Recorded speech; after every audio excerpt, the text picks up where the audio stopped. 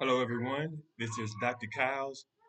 The purpose of this video is to share with you why I follow the ancient Kemetic people, the Kemetic ancestors. I follow all of the African ancestors, culturally, religiously, spiritually, but there is something peculiar about the Kemetic ancestors, and I'm going to explain why I think it's most important that we delve into their world. The first thing I do is I'll explain how I became aware of this. Now, growing up, doesn't matter what country you're in, you will see countless references to ancient Egypt, or Kemet, as they called it themselves. In you like, for example, Michael Jackson's "Remember the Time" video, all of the movies about Cleopatra, the depiction of Egyptians in the movie about Moses. I want to say Charleston Heston was in that. So, in many different ways, you're going to see references to ancient Egypt, but it seems so distant, right? It seems so far back, and on top of that, they were vilified in so many of the historical stories. But the way that the importance of Kemet came to me was as a university instructor teaching history. At this time, this was at University of Tennessee at Knoxville. And when I was in school working on my doctorate, my focus I was more my focus was more North America, but I took many classes on Africa, history classes on Africa, politics, just many different classes related to continental Africa, far more than most people would. And when it was time for me to pursue work, a job became available at a university with an even higher status than my own. That university was the University of Tennessee. So I took that job, and my responsibility was to teach African studies. They showed me some text. I did not care for the text at all. So I decided I was going to create my own lectures. I was going to use their wonderful library and create the presentations and the lectures that I was going to share with the students. I decided I would create that on my own, and that's what I did. Do you know what I found? All roads lead to Egypt. Now, actually, all roads lead to Ethiopia, but what is the window into that world? The window into that world is Egypt. So, this is one of the primary reasons why I follow ancient Egypt. We didn't, our history didn't begin 2,000 years ago, right? Our human history began hundreds of thousands of years ago. And before Narmer united the two lands, before Egypt was established, before Kemet was established, long before that, there was high culture and high civilization for hundreds of thousands of years.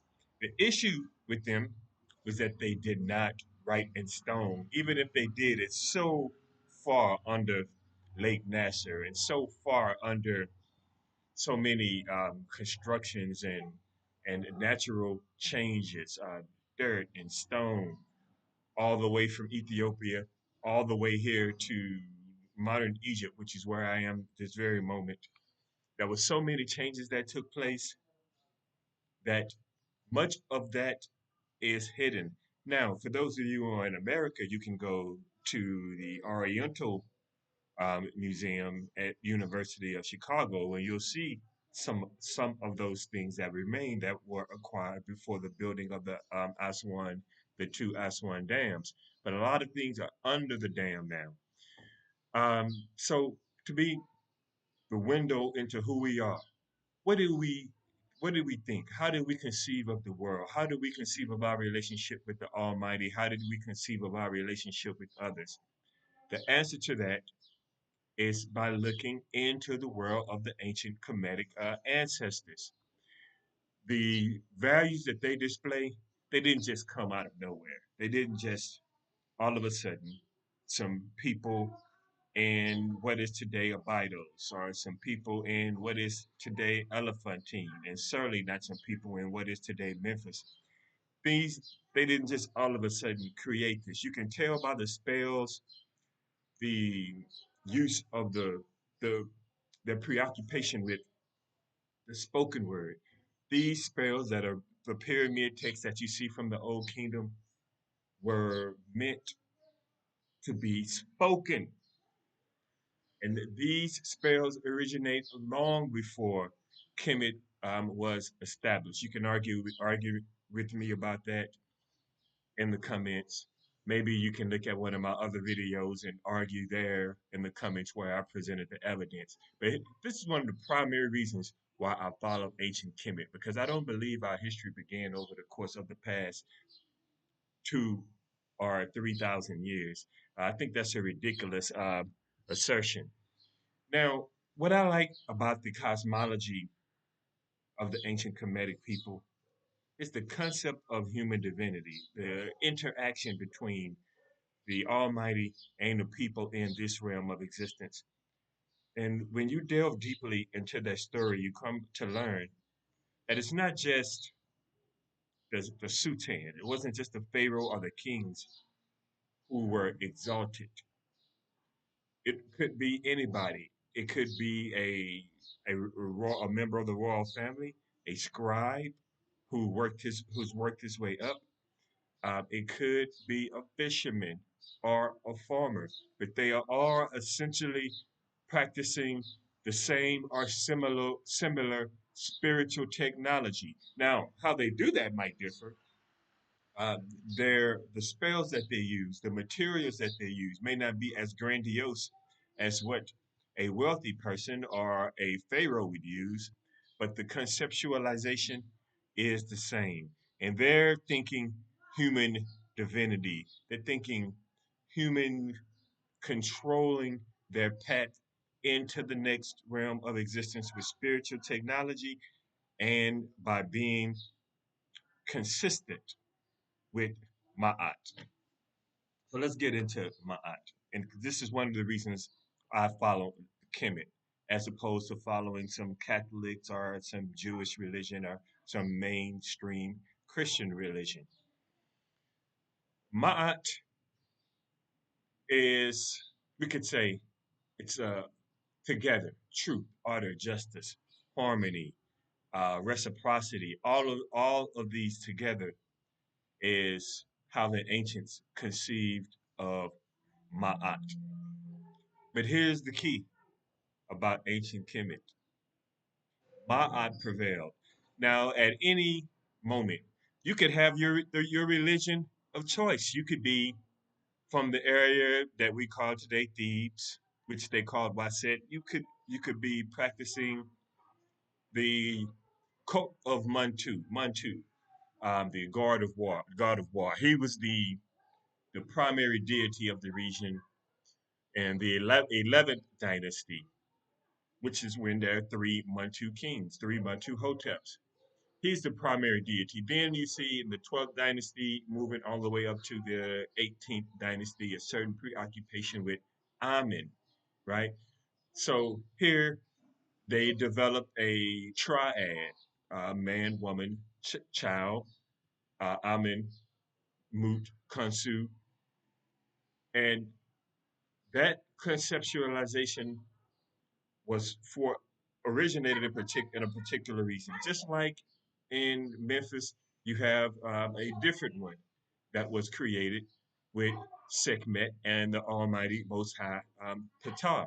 So they have religious, different religious practices in different areas, all held together by a common value system, and that common value system is called Ma'at. Now, I want to keep this educational and positive, but what I can say, what is the uniting principle that we see throughout the world of Catholicism since the Vatican became influential in the world? What is that uniting principle? What is the uniting principle of Christianity, Protestantism, and such? Look what's going on right now in Gaza, not Giza, Gaza. What is the uniting spiritual principle that is holding that together besides the 6 billion dollars that the United States is giving every year and the military support by the British who established that situation in 1947 that we're seeing over there on Gaza? What is their uniting spiritual principle? It's not possible. It's not positive.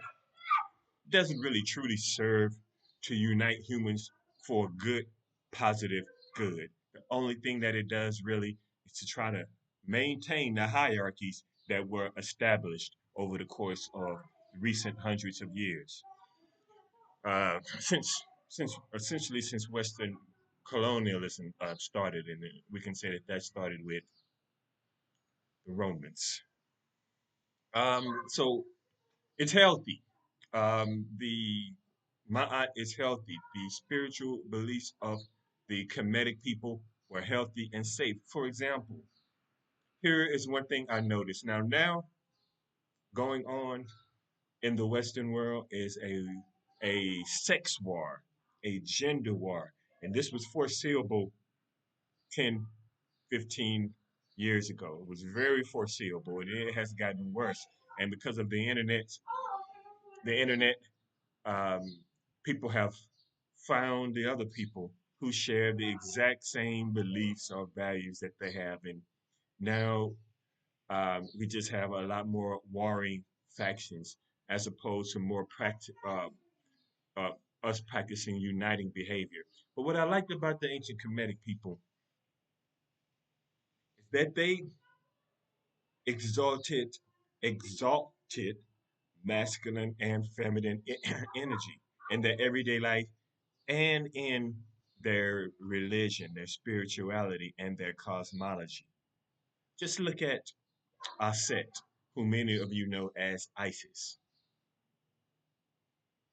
Is she responsible for the downfall of humanity, like Pandora of the Greeks, or Eve, or Eve of the mainstream Christians? Absolutely not. Uh, so there are other deities in the Kemetic cosmology, like Sekhmet, for example. Not a damsel in distress, but a true fighter for justice, right? And when I say Sekhmet, I'm referring, she's the lion-headed goddess. And in the cosmology, she righted a lot of wrongs, but she didn't do so in a passive way. She did so in a very direct way. So that's the long and short of it. That's why I think Kemetic history and culture is important to all human civilization. Maybe 50 kilometers from where I am, as a place called Nag Hammadi. And the true books, the books that the Vatican prevented from becoming a part of the corpus of knowledge that would eventually became the Holy Bible, those books were excluded. Why? Because they didn't perpetuate sexism. And when in this case, when I say sexism, I mean particularly the hatred of women. Um, they didn't perpetuate the notion that you had to go through some earthly person like a priest who is certainly not your moral superior. It didn't perpetuate that you had to go through that to get to the Almighty. So when the Romans colonized Christianity, it forced the Christians at that time, the true Christians, to hide their doctrines, to hide their books, to seek refuge in other places, to continuously move further south and south and south, all into Sudan and Ethiopia and other places. As a matter of fact, the Nubian people today are not only in Egypt, they're in Sudan, They're also in Ethiopia. So I would say to everyone,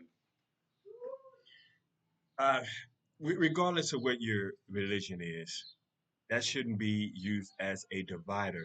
For me, myself, even though I would be considered a Christian, I truly believed in the values that were perpetuated by the ancient Kemetic ancestors and the original Christians who originated here in Egypt. So beat it up in the comments. Tell me what you really think about what I had to say. Also, this summer in June, we're gonna be taking a superb tour throughout Egypt. We're gonna be going to Abydos, where the King's List is, right around the corner from where Norma was buried. This is one of the most spiritual places that you will visit on this planet. We're going to be visiting the Giza Plateau, and there's a much more to the Giza Plateau other than the pyramids of Khufu, Khafra, and Menkaura. Right there, we can see the tomb of Merce Ankh with the um, Medu Neter, the sacred carvings right there on the wall. There's so much to see. We're going to be going to Aswan. We're going to be having a wonderful experience in Aswan. It's not going to be the touristy cookie cutter type experience in Aswan. You're going to be with the Nubian, me and the Nubian scholars in the Nubian village, not Corp Sahel, but a different village. It's going to be a much more authentic experience. So jump on board, and I look forward to having you join us for this tour. And thanks for listening.